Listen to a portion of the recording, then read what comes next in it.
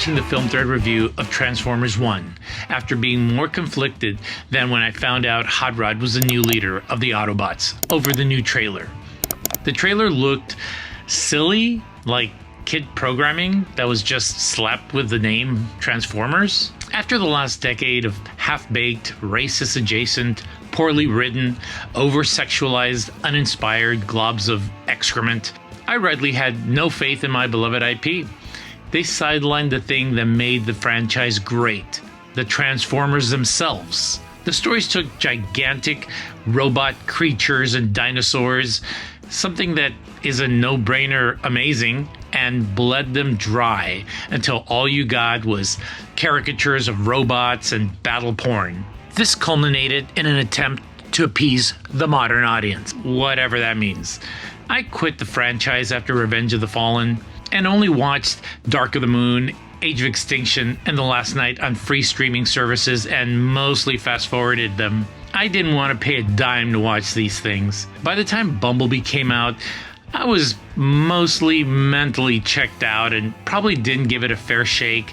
I might go back and check it out again. Then, when I heard The Rise of the Beasts would be helmed by Stephen Caple Jr.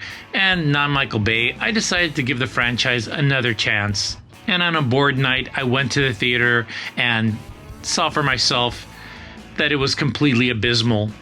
I hadn't seen such regurgitated, woke, pandering nonsense since Terminator Dark Fate. When the reboot prequel Transformers 1 was announced, I kind of felt like a battered spouse, wanting not to believe that Hollywood would bash me in the face once again as it did so many times before. But then the trailer dropped and I got both barrels of humor and silliness. Sure, the visuals were solid, but every line was a joke, and not even the best jokes in the movie.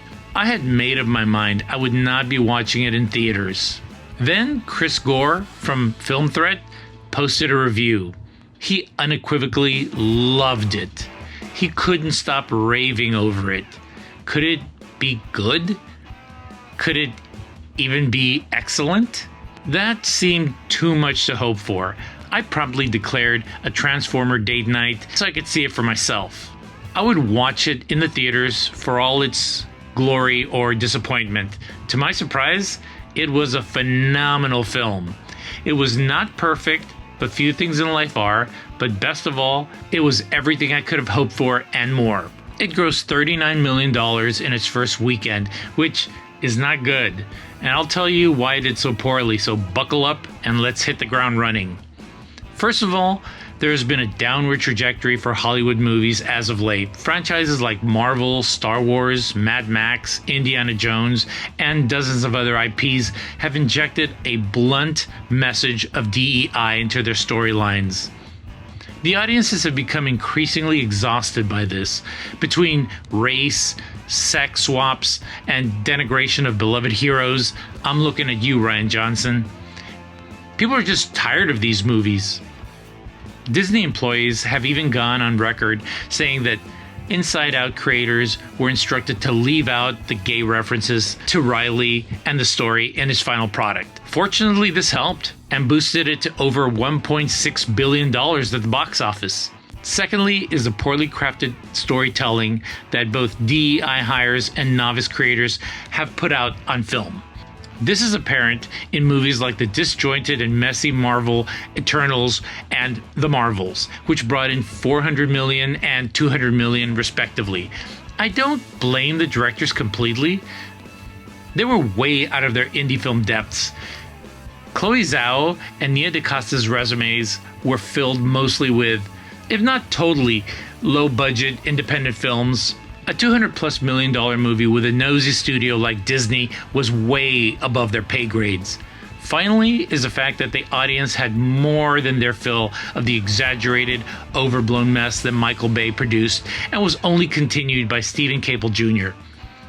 The 2007 release of Transformers the movie brought in $700 million, then peaked at $1.2 billion for the franchise with Dark of the Moon.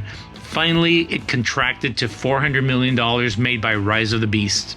A jaded audience unwilling to subject themselves to more of the same would need to be wooed back to the steely arms of the franchise. It's unfortunate that the last iteration of the Autobots and Decepticons would be such a great film that so many people are missing out on it.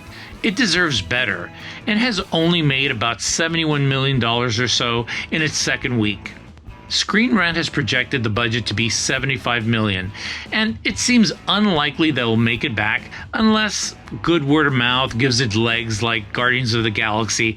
I'm really hoping that this happens. I'm going to watch it again and hope others do the same. It's reportedly part of a trilogy that can give us a look into the Cybertronian wars. Yes, please. I know Chris Hemsworth is a current, more youthful Optimus Prime, but maybe we can get Peter Cullen to voice a more mature version later on. If not, Chris will do. And maybe he can even add character in future films. Well, let me know what you think. Will it make money? Will it break even? Are you going to watch it? Anyways, as always, keep watching movies.